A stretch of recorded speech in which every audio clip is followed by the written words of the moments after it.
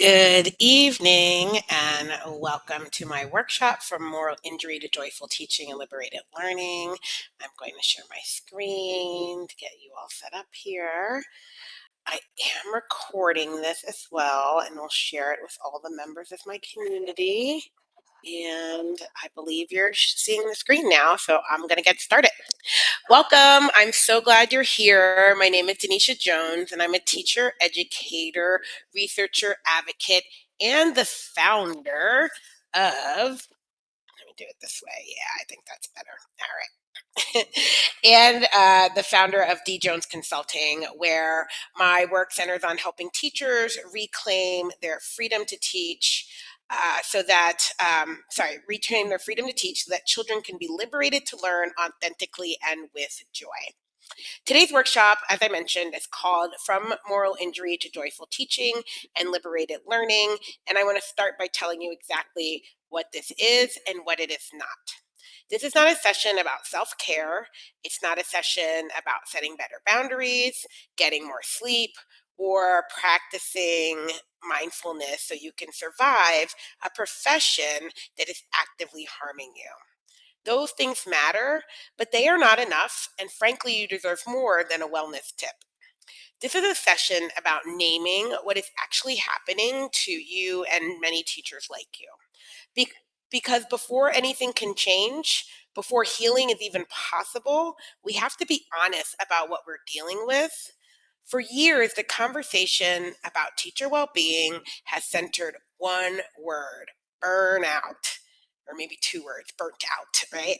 Teachers are burned out. Teachers need to recover from burnout. Teachers are leaving the profession because of burnout. But burnout is the wrong word. And when we use the wrong word, we point towards the wrong solutions. A few years ago, I began working with two colleagues, Dr. Breon Kramer and Dr. Clint Broadbent, both education professors at Southern Utah University, to study the impact of COVID-19 on teachers. What we found in that research stopped me in my tracks. What teachers were describing, the exhaustion, the helplessness, the disengagement, the grief, was not just burnout. It was something deeper. It was moral injury. And once I understood that, I couldn't not unsee it. So that is what we're going to talk about today. We're going to look at the research, we're going to name what is actually happening, and we're going to talk about what it looks like to move from moral injury toward joyful teaching and liberated learning. Because that path exists and you deserve to know it. Wherever you're joining from, whatever you're carrying into this hour, I'm glad you're here. Let's get into it.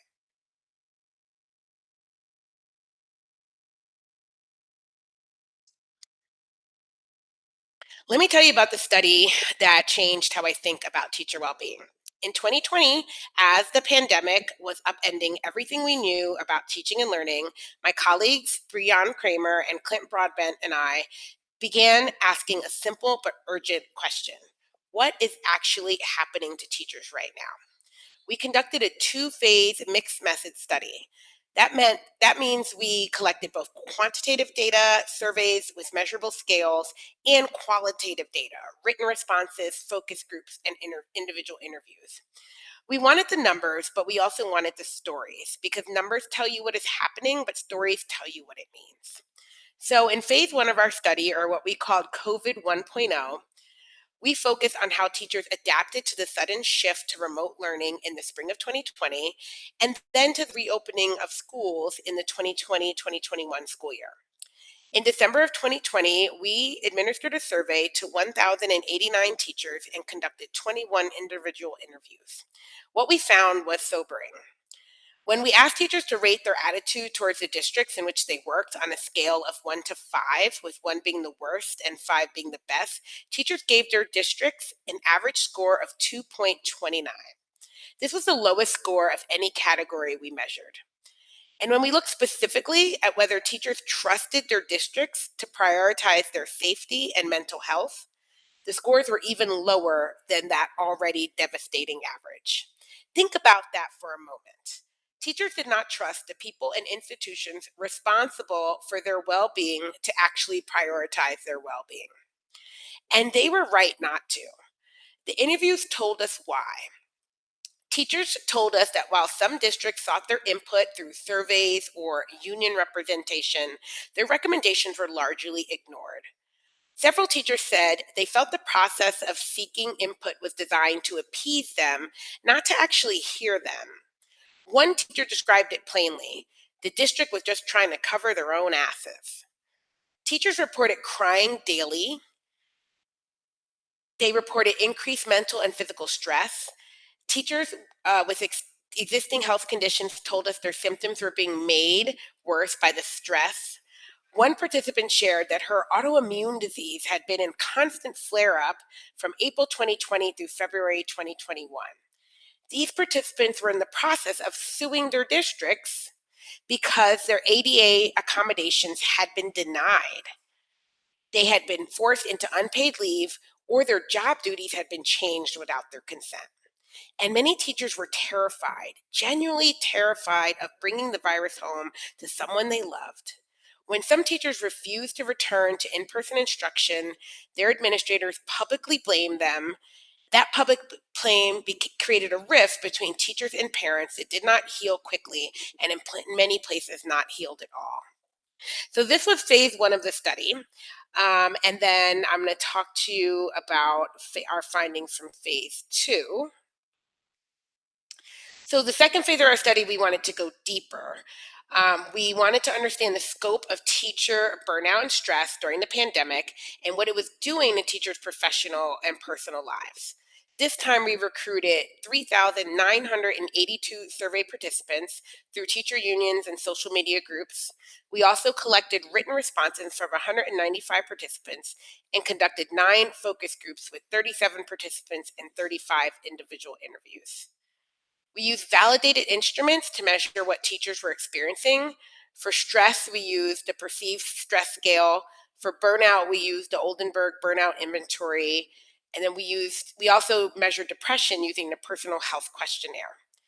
And here's what the data told us. Stress score, the teacher's average perceived stress score was 23.79 in our study. The cutoff for high stress is 27. That means teachers on average were approaching the threshold for clinically high stress as a group. This is not a few struggling individuals, this is a profession in crisis. On burnout, show you some of what teachers said as well too. On burnout, teachers scored at the 73rd percentile overall. Their exhaustion scores placed them at the 78th percentile. Their disengagement scores placed them at the 69th percentile. These are not numbers that describe a workforce that needs a spa day. These are numbers that describe a workforce that has been pushed to its limits by forces outside of its control. And the stories that accompany those numbers, which you'll see some of them on the screen, were devastating. A mid-career English teacher from Utah wrote, "I work at work and then I go home and work. I see my family so little. I'm either a moderately adequate teacher or a moderately adequate human." Teachers with children of their own reported feeling guilty, acknowledging they were not giving their own children the time and attention they had before the pandemic. They described feeling disconnected from their families because they were prioritizing their students' needs above everything else. And then they questioned whether any of it was worth it. A 32-year veteran teacher from Arizona reported having a breakdown in front of her students in November of 2021. Not because she was weak, but because she had been carrying an impossible weight for far too long. Other participants described crying in front of students and colleagues or struggling to manage their emotions during the school day. Every one of them expressed embarrassment, but their reactions were not failures of character. They were the predictable result of an impossible situation. And here's what I need you to sit with for a moment before we move on. Has any of this shown up in your own experience? Not necessarily during the pandemic, but at any point in your teaching life? Have you ever felt like what you were doing everything right and still failing? Have you ever felt like the things causing you stress were completely outside of your control?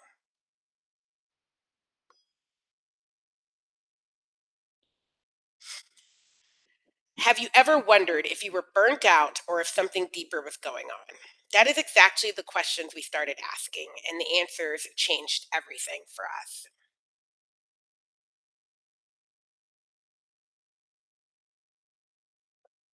So, if it's not burnout, what is it? Let me introduce you to the concept that comes originally from military psychology, but it's been increasingly applied to education: moral injury. And actually, one of our participants said this in an interview, and that's what made us go down the rabbit hole of looking up moral injury and finding out what it means and then applying it to our analysis. Moral injury is the harm that results from being forced to act against your values or being prevented from acting in accordance with them by systems and structures outside of your control. It is what happens when you know what the right thing to do is and you cannot do it. When you are required to do something you believe is harmful, when the gap between what you know children need and what you are allowed to provide becomes so wide that it starts to cost you something fundamental. That is moral injury. And it is not the same as burnout. Burnout implies that the solution lives within the individual. If you are burned out, the prescription is rest, recovery, better boundaries, self care. The assumption underneath burnout is that if you just manage yourself better, you would be okay. That is why teachers are constantly being told to practice mindfulness, get more sleep, set limits on their work hours. The message, whether intended or not, is that the problem is you. And there's nothing wrong with getting more sleep and setting better boundaries and limiting work, but that's not going to fix this problem. Moral injury says something different. Moral injury says the problem is the system, and no amount of self care repairs the wound that the system keeps inflicting. To understand why teachers are so vulnerable to moral injury, we have to understand something about why people chose to teach in the first place. So I ask you, is teaching a calling, or was it a calling for you? Because for many people, teaching is not just a job. Sure, we expect to get paid and we should be treated like professionals for the work we do. But for most educators, and I would imagine for everyone in this room, teaching is a calling. It is a moral commitment. Teachers enter this profession because they believe in something: in children, in learning, in the possibility of a more just world. That belief is not incidental to the work, it is the work. Dora Santoro put it this way: what happens when experienced teachers who are fueled by the moral dimension of teaching find they can no longer access the moral rewards embedded in their work? That is the wound. When the moral dimension of teaching, the sense that your work is in service to something larger, to children, to justice, to the future, becomes inaccessible because of the systems, you're trapped inside and moral injury takes hold. And it takes hold quietly over time in the accumulation of moments where you knew what was right and you could not do it.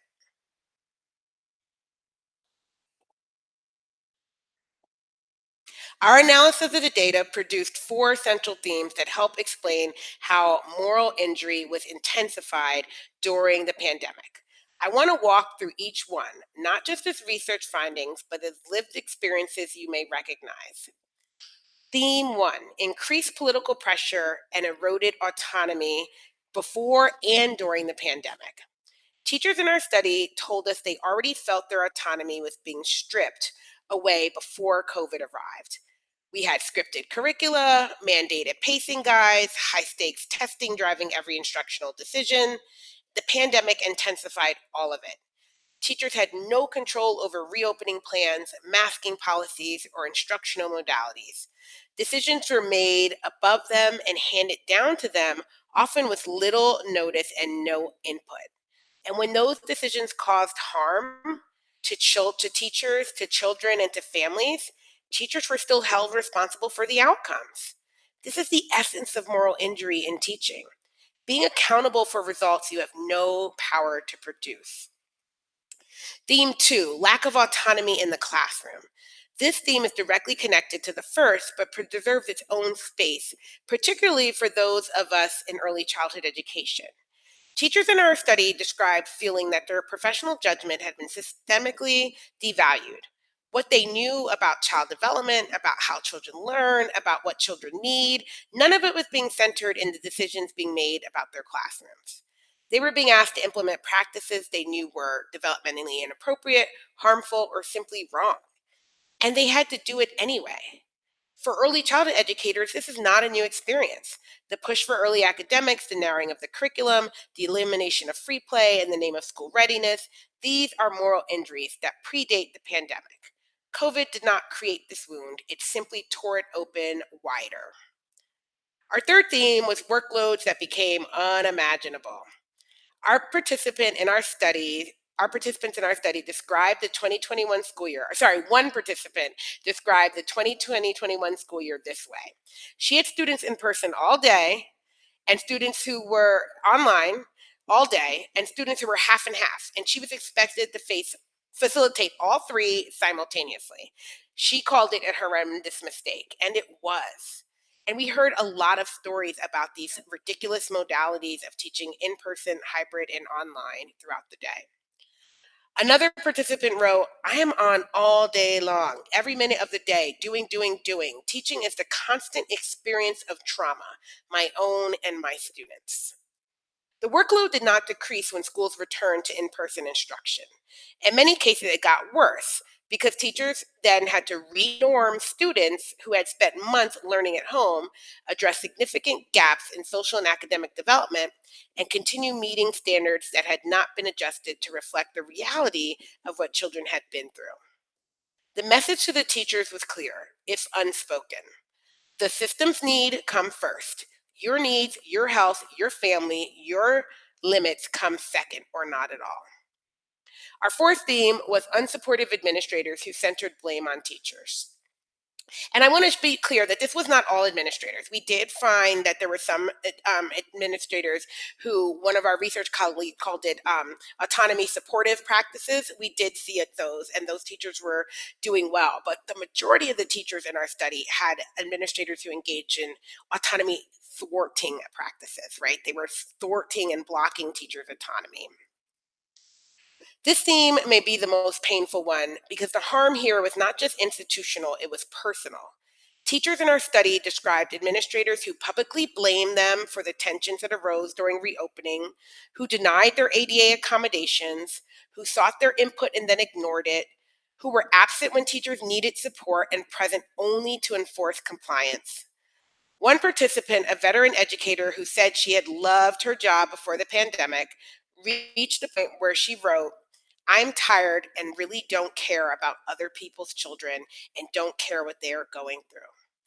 I want to stay with that for a moment because that statement is not a reflection of who that teacher is. It is a reflection of what moral injury does to a person. It erodes the very thing that brought you to teaching in the first place. It takes your care, your commitment, your love for children, and it depletes it.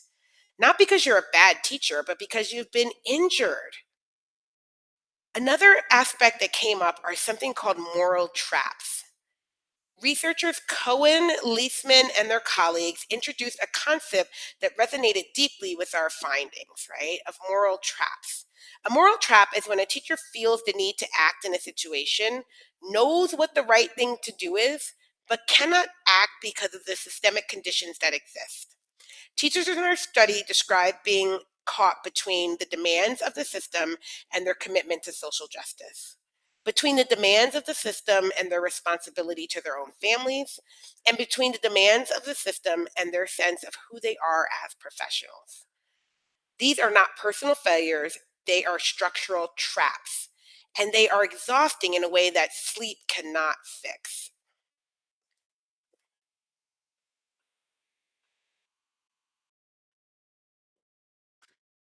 Which of these four themes hits closest to home for you? The erosion of your autonomy, the impossible workload, the lack of support from leadership, the gap between what you know children need and what you're allowed to provide.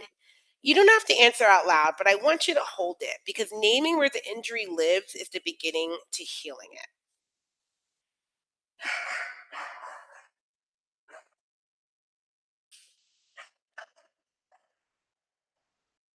I want to be honest with you about something before we talk about what comes next.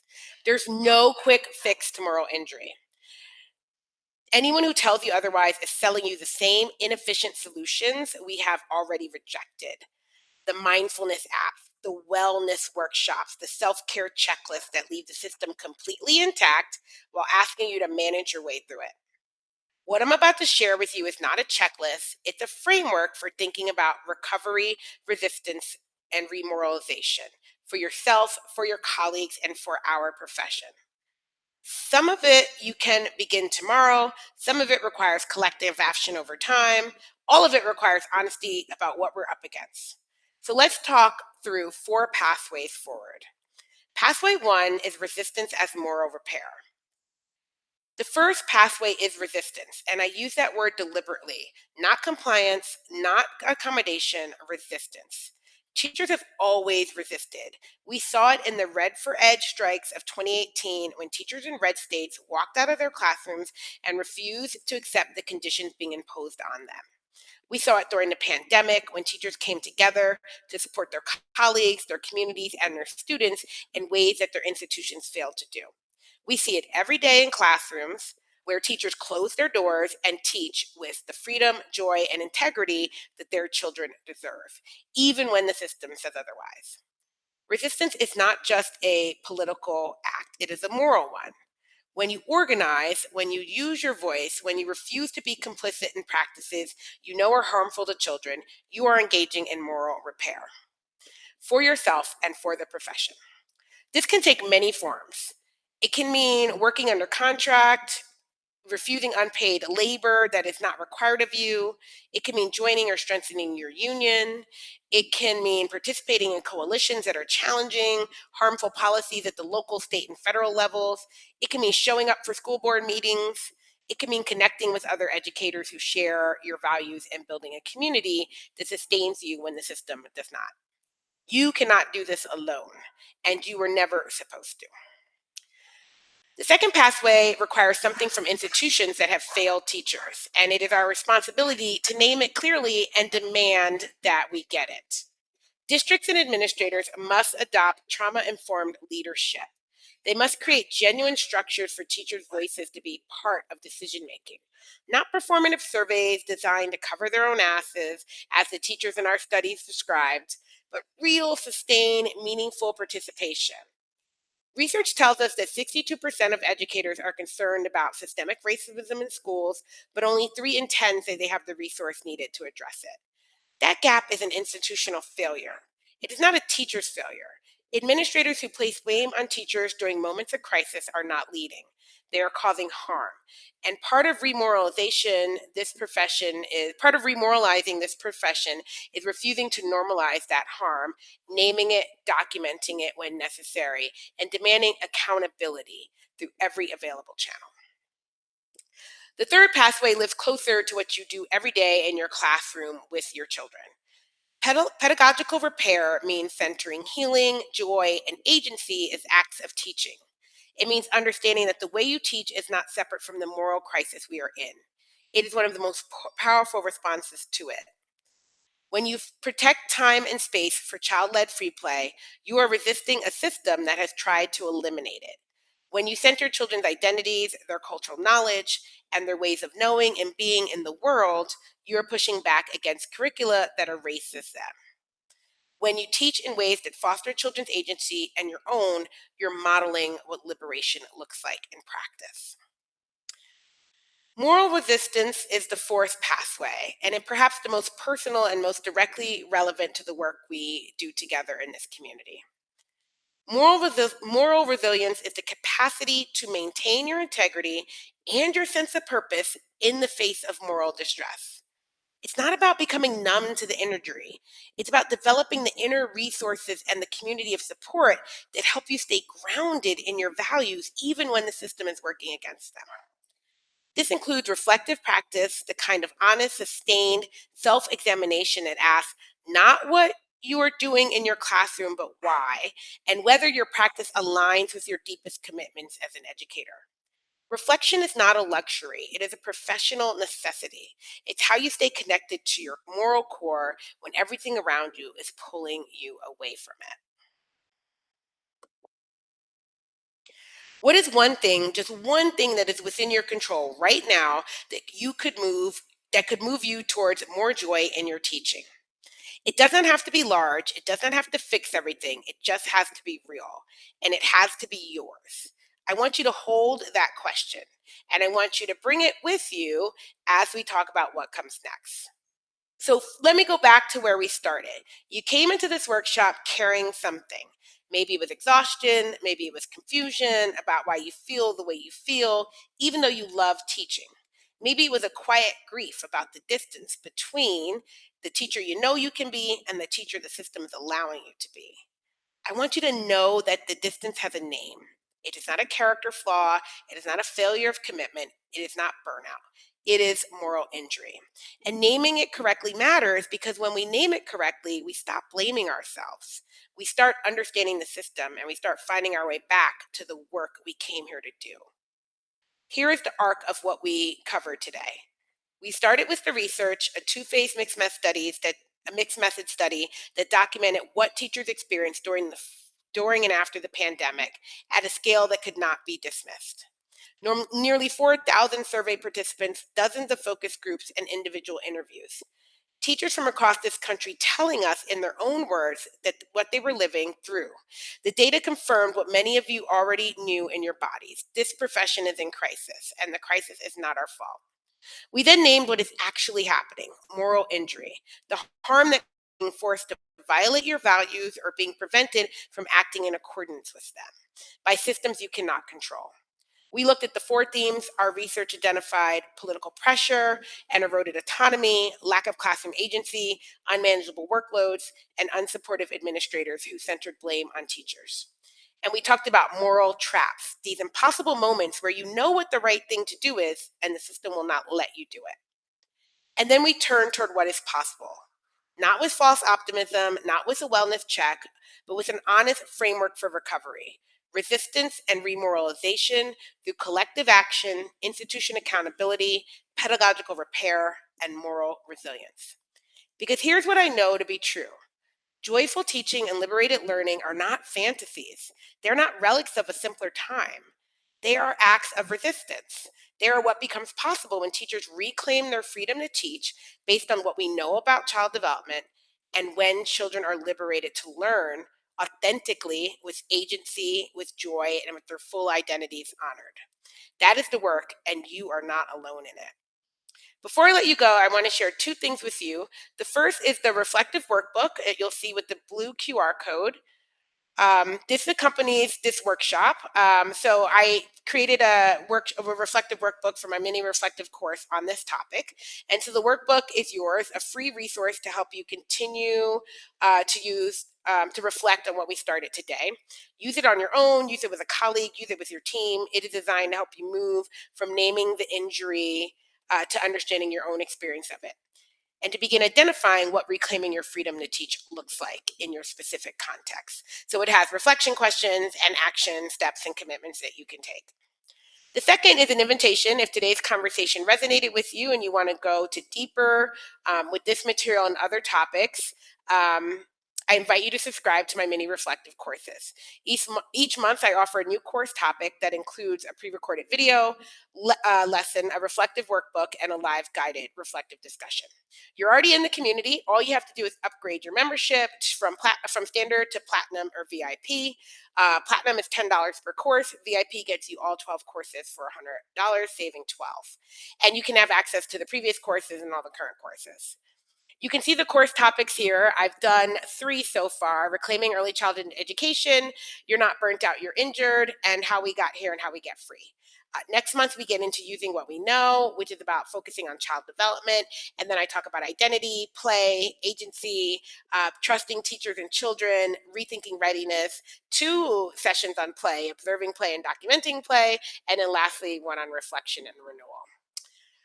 Thank you for being here. Thank you for the work that you do every day for young children, work that matters more than the system has ever acknowledged. I see it, I honor it, and I'm committed to supporting you and reclaiming the freedom to do it well in solidarity. So I'm going to stop now. Someone's here and I want to talk with them about it, but I'm going to stop the recording if I can figure out how to do that again. Well, I'm going to stop sharing my screen. Boom. And let's see, where was that? Stop. No. Recorder. There it is. Okay. So thank you all. Enjoy the video and the workshop. And if you have any questions, reach out to me in the community. Wrong one. There it is.